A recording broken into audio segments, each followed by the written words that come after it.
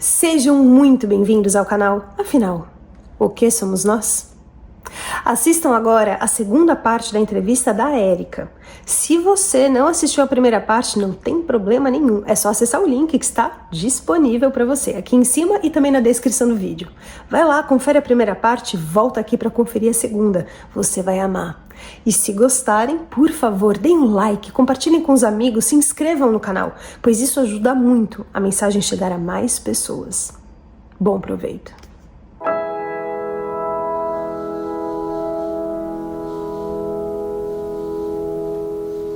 Agora que eu já fiz um monte de perguntas, eu quero voltar para o início da EQM. Você falou a primeira coisa que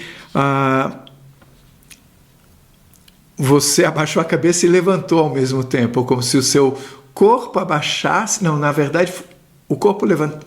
A cabeça era para cima ou para baixo? Não, a cabeça é para cima. A maca vai erguendo. Tá. Você disse que você viu tudo quadriculado. Algumas pessoas já falaram isso, como se fossem pixels de televisão. É como se vissem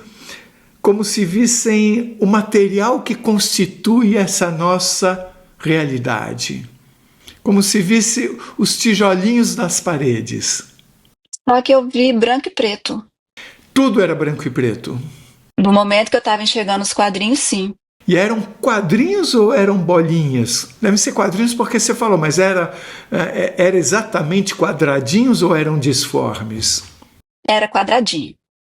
Você continuava a reconhecer o que era o quê, mesmo que você estivesse vendo as coisas dessa forma? Eu sabia, tanto é que eu pensei, gente, eu vou entrar na parede. Também a parede era branca, né? Antes de falar sobre a parede, eu queria entender o seguinte. Esses quadradinhos tinham algum tipo de vibração? Sim. Ou eram estáticos? Não, ele mexia.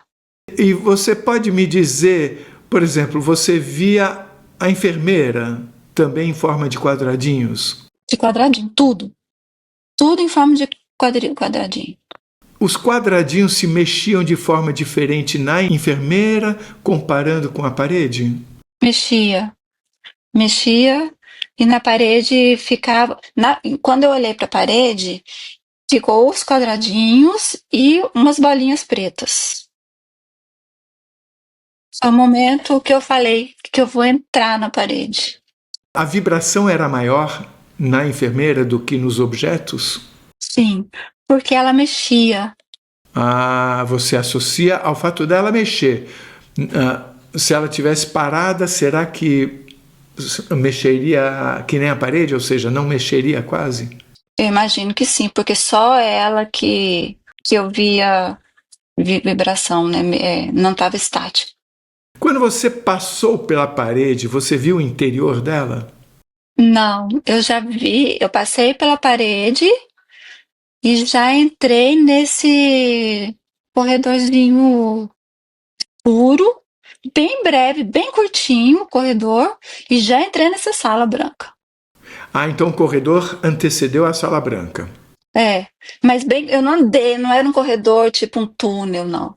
E você se sentiu sugada quase por essa parede. Você não escolheu, você falou, meu Deus, eu vou passar por essa parede. Quer dizer, você estava sendo levada. É, fui embora.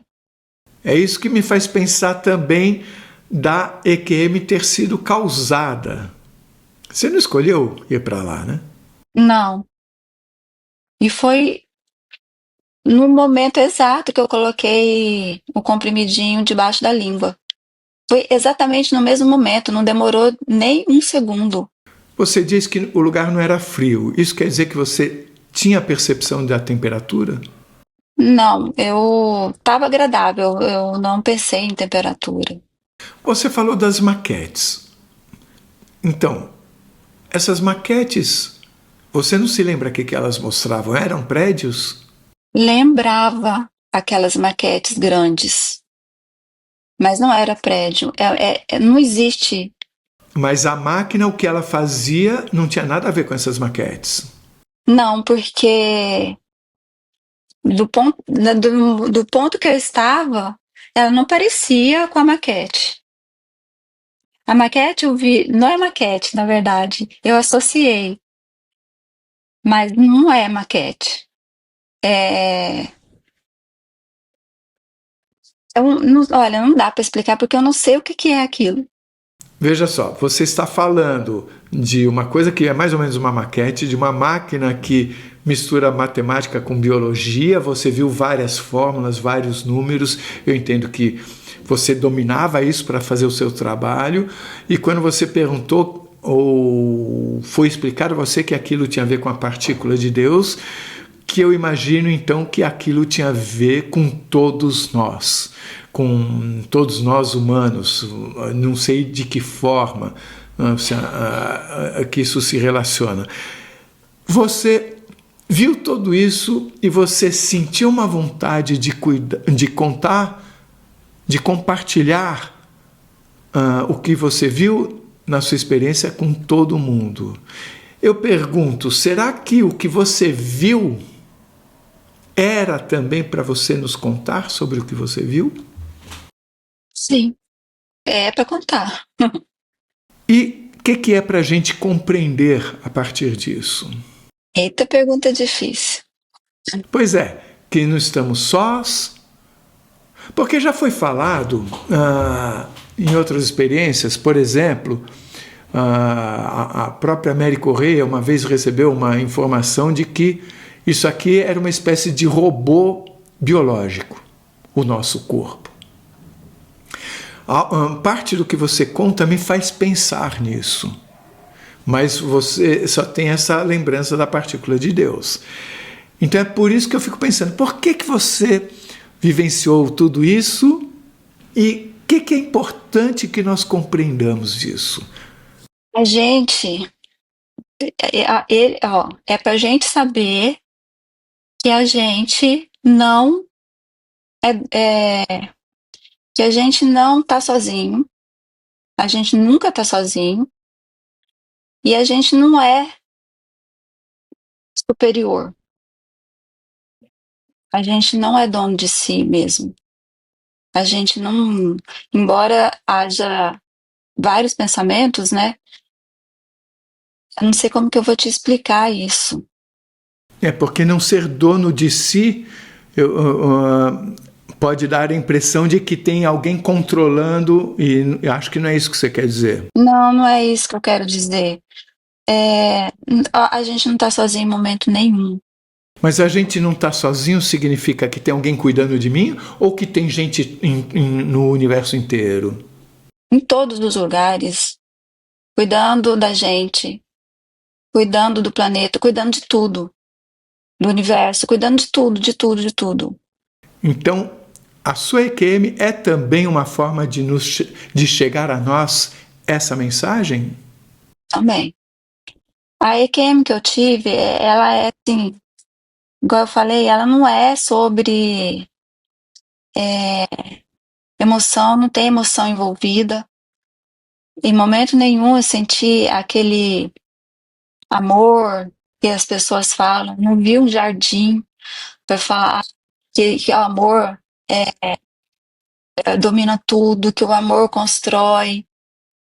Eu não vi, não foi sobre isso. Foi sobre construção. E tudo é matemática. A máquina mostra que tudo é matemática. Eu vi que ali tudo é realmente a matemática.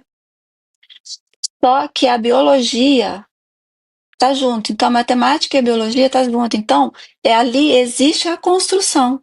É sobre construção. Quer dizer, então, na verdade, não é que tudo seja matemática. Só a matemática não faria o universo, porque precisa também do conceito da biologia. Do que eu vivi, eu posso chegar a essa conclusão.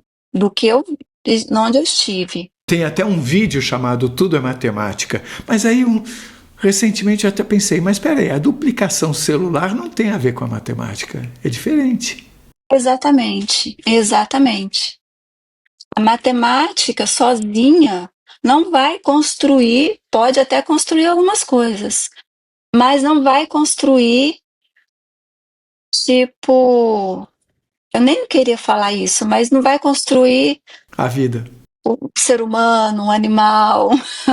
Eu sou físico, né? Então, o físico ele tem uma percepção de realidade diferente das pessoas que não são físicas, porque o físico ele está sempre exposto a coisas que ele sabe que não tem como negar, como a famosa física quântica, que traz informações que são absolutamente não intuitivas.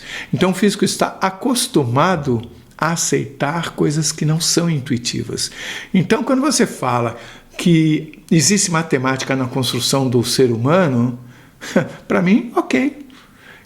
Porque isso não é mais estranho de forma nenhuma do que pensar que duas partículas estão entrelaçadas, mesmo que uma esteja aqui e a outra a 500 milhões de anos-luz.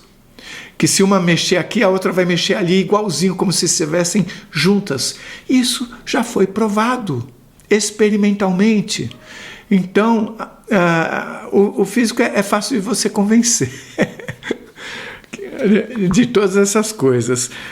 Uma pergunta curiosa: você teve a convulsão e na sequência a parada cardíaca? Pergunto isso porque o meu enorme amigo o Edson Amâncio, o Dr. Edson Amâncio, ele diz que a convulsão é muitas vezes acompanhada de uma parada cardíaca.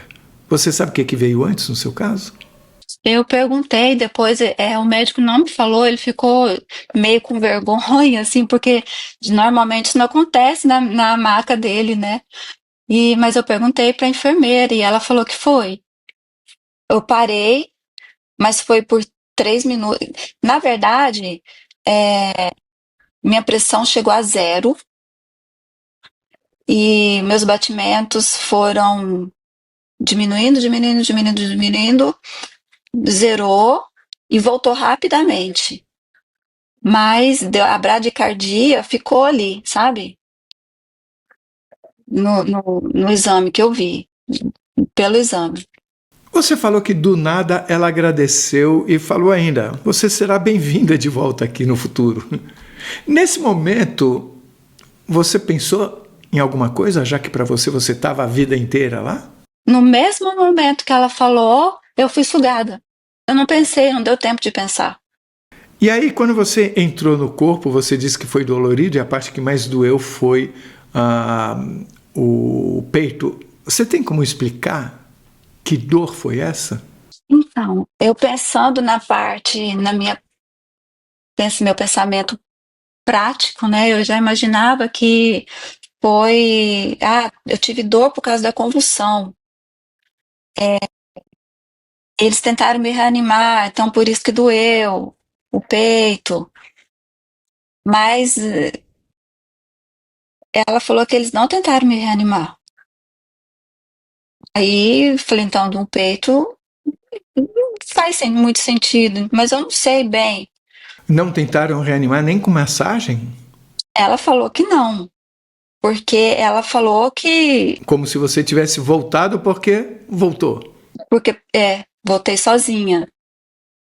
Eles estavam muito assustados. A parada cardíaca foi constatada pelos monitores. Pelo exame, porque ele me entregou o exame depois. Inclusive, ele demorou um tempão para me entregar o exame. Mas ele estava lá. Você disse que você sentiu a entrada no corpo aos poucos. Isso me lembra o Newton Davi, que caiu de asa delta, que ele estava tentando entrar no corpo de volta e o irmão dele estava mexendo no corpo e ele conseguiu encaixar o rosto dele, a garganta, as cordas vocais no corpo físico e pedir para o irmão parar de mexer nele, porque ele não estava conseguindo entrar no corpo, porque o irmão ficava mexendo no corpo físico.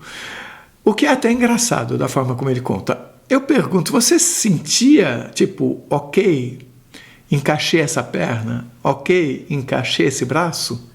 Sim, eu vi que deu certo a perna, aí depois deu certo o braço, porque arrepiava. Eu arrepiava. É diferente, parece que assentava. Assim, sabe quando você pega um lençol e joga ele assim, e você sente ele encostando na gente? É assim. Eu senti que a perna deu certo, aí depois os braços.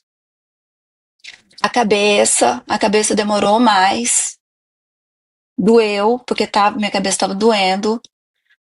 E depois o peito demorou muito, doendo muito o peito, onde é o coração.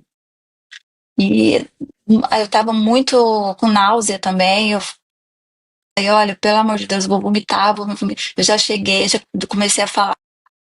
Depois eu voltei, comecei a falar, vou vomitar, vou vomitar.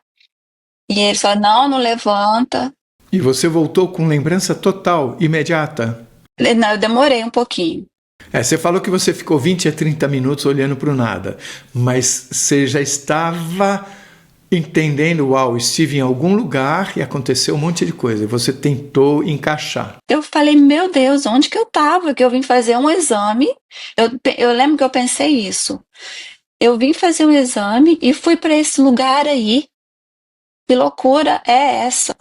E você lá se sentiu sempre sendo a pessoa que aqui é a Érica. Ok, você não era a Érica, você era você.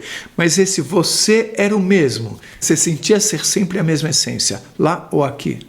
Sim, tudo. Eu.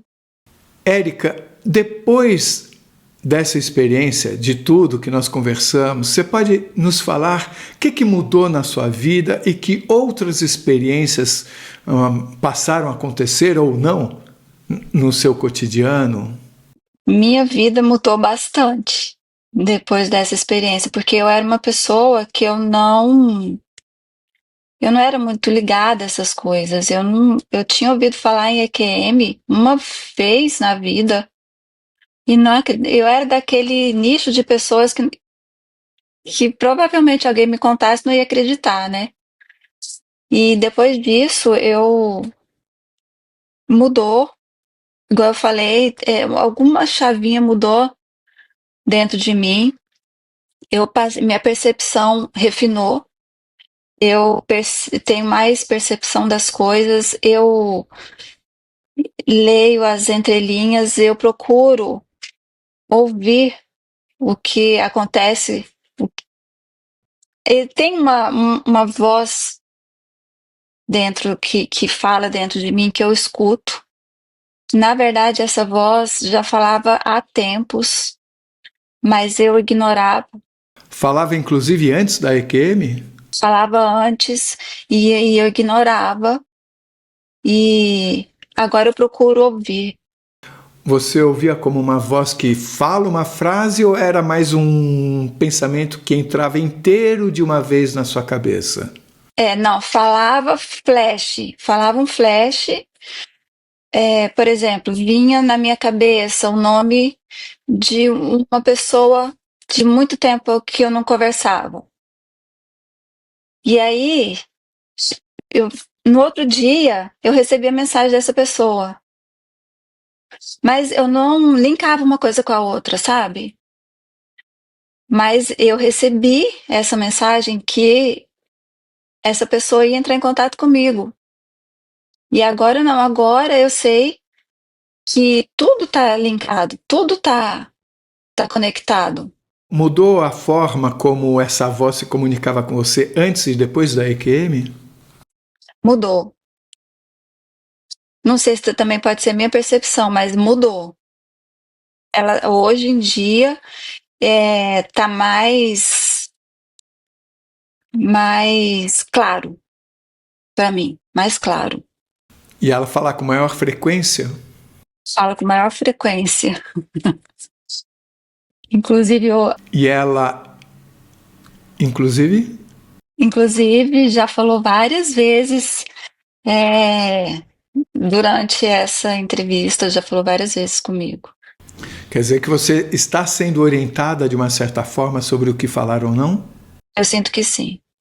Essa voz te lembra a voz que você ouvia durante a EQM? Não, a voz que eu ouvi durante a EQM era de mulher, era feminina, e agora é uma voz mais masculina. E quando uma pessoa chega perto de você, você percebe o sentimento dela? Percebo. E isso aí às vezes é muito chato, porque às vezes é uma pessoa que você já conhece faz tempo, E isso refinou em mim também, depois da EQM, porque eu sinto que a pessoa está bem intencionada ou não.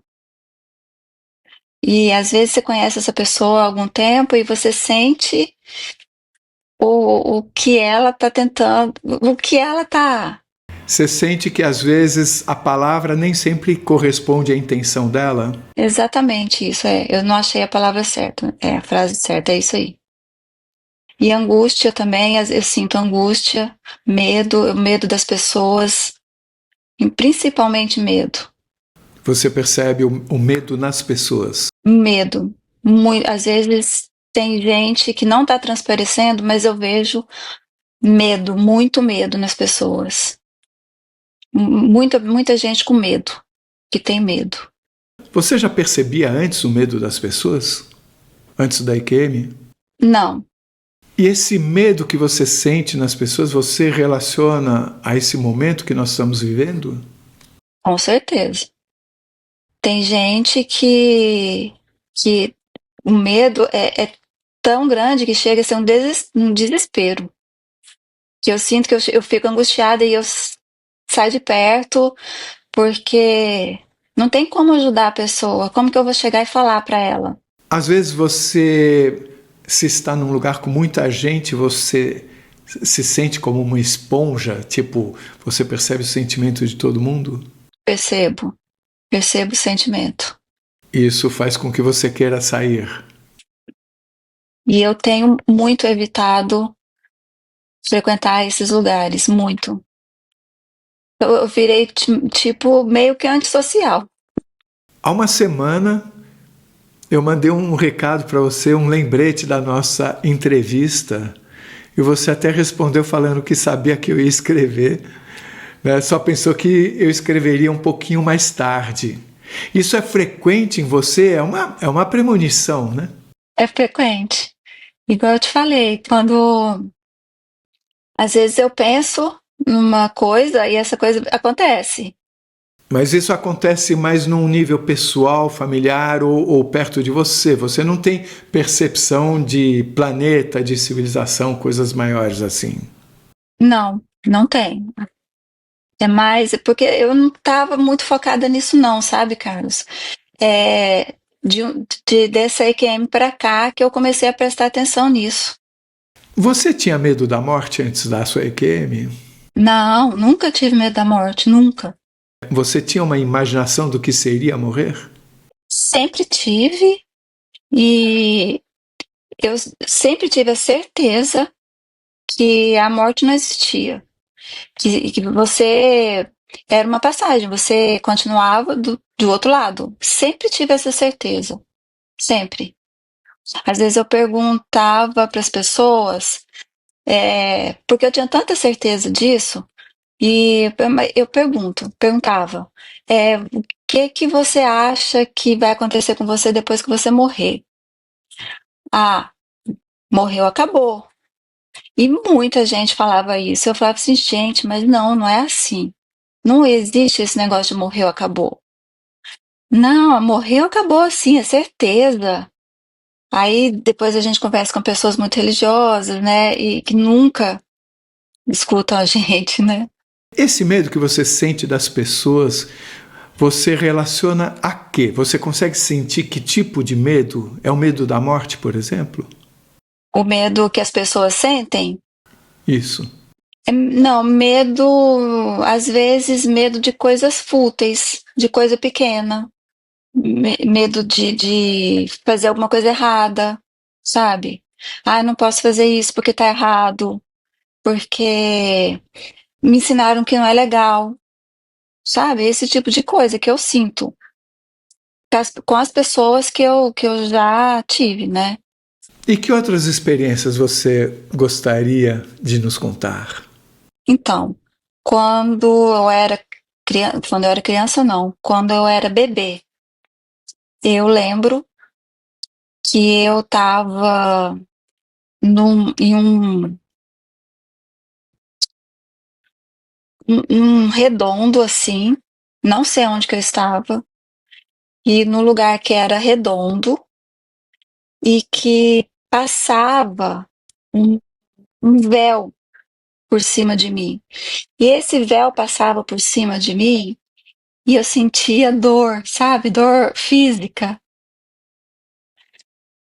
E, e eu era um bebê, porque eu lembro que depois eu olhava para o lado, eu estava dentro do berço.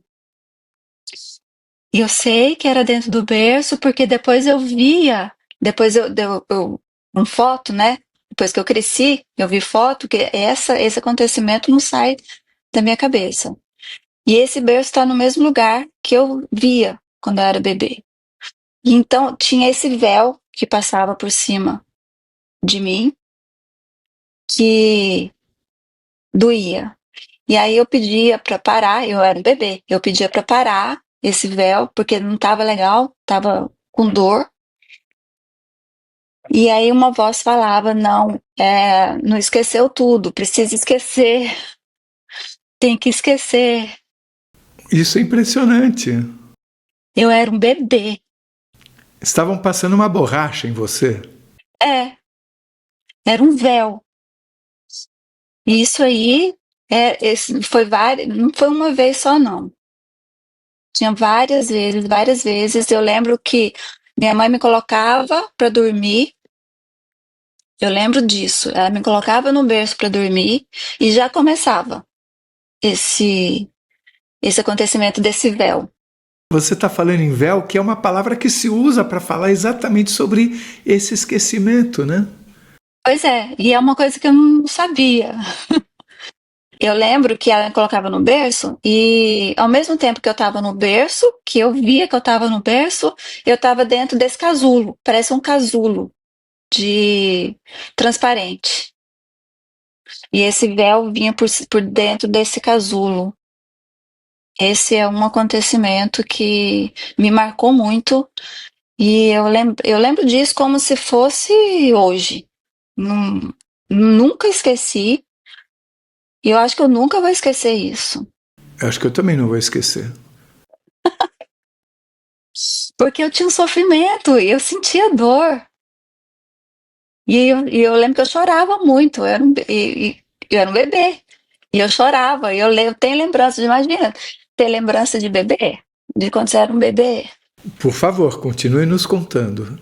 E eu tenho um outro também, que eu era criança. E eu dormia e eu ia para um outro lugar. E ele era recorrente, esse sonho aí. Ele era bem. Tipo assim, era toda noite eu ia. E eu ficava agoniada. E eu dormia, ia para esse lugar.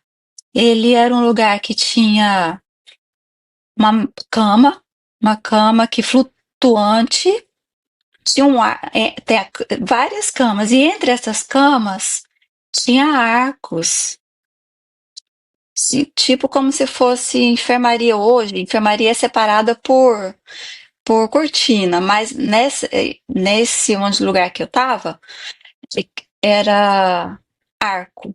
Era um arco, outro, separando essas camas que flutuavam. E essas camas, tinha gente deitada nela. Eu estava deitada em uma. E tinha uma pessoa do meu lado, assim, que passava uma luz em cima de mim. Só que eu não era criança, eu já estava adulto. Eu não sei, eu já não.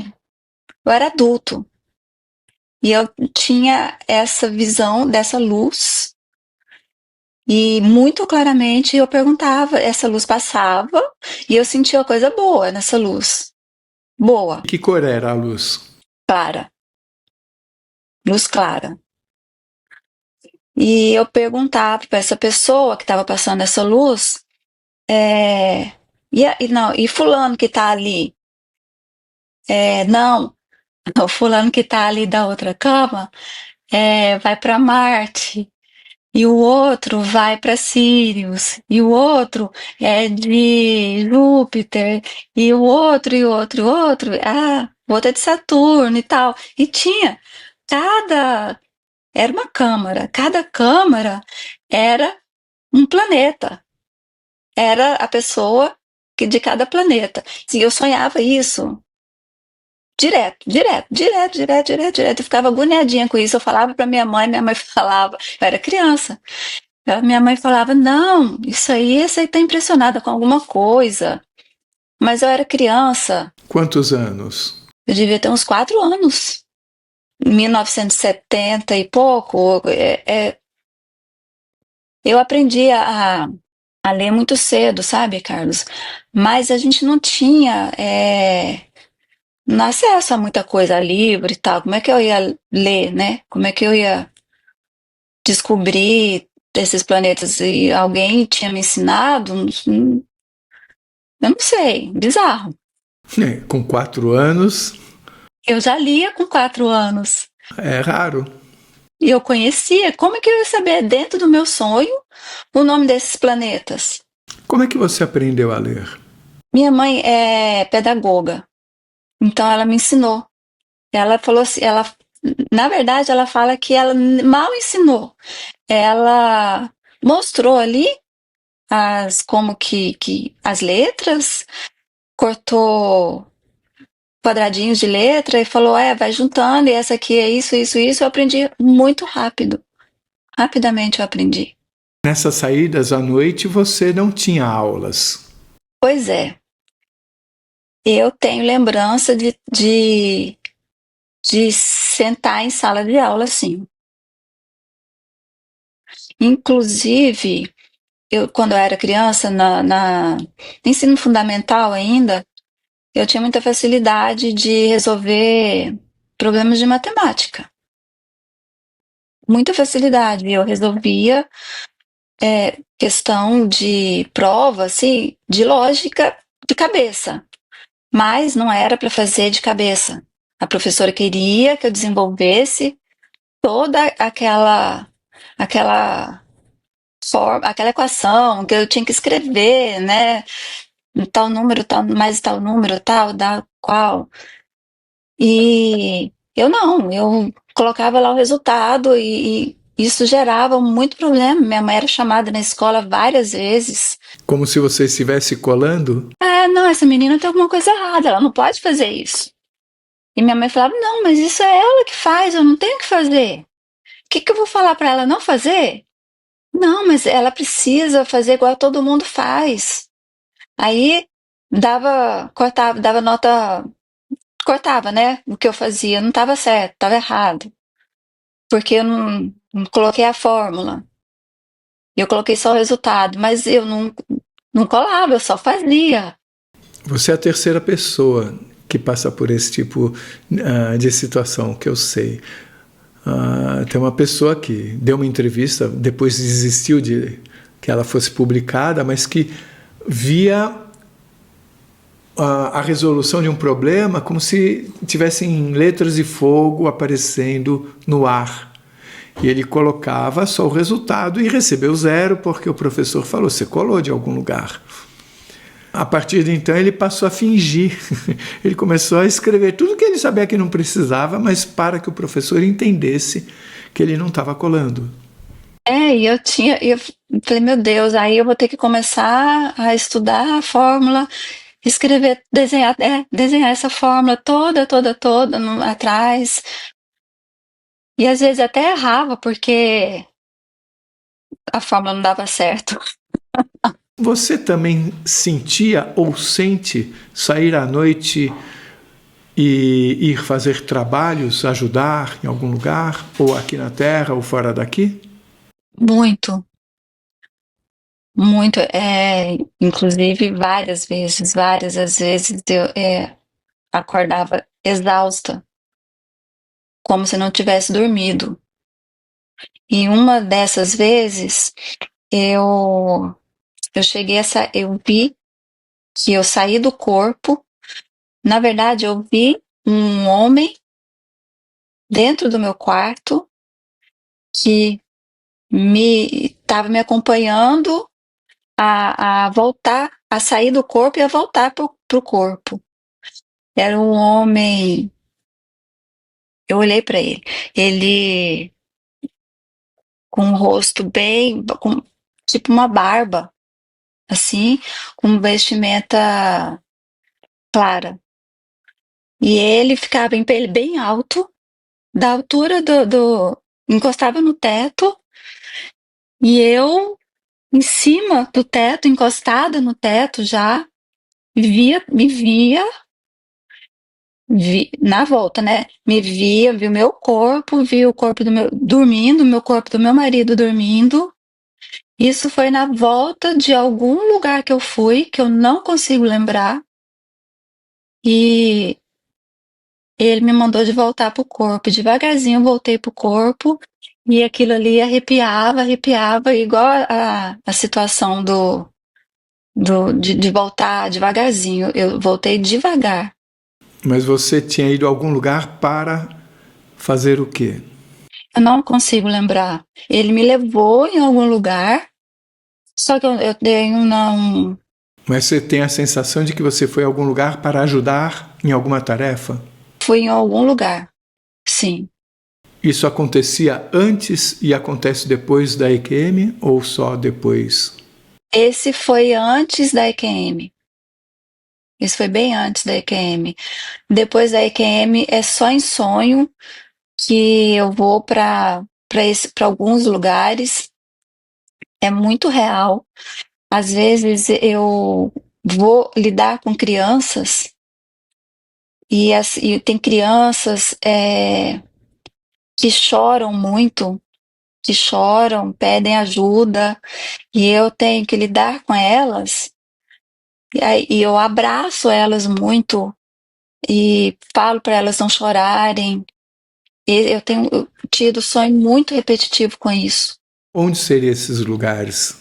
Pois é, aí é que não sei. Eu vou para esses lugares. É como se fosse um casarão, sabe? Um casarão com salas e corredor.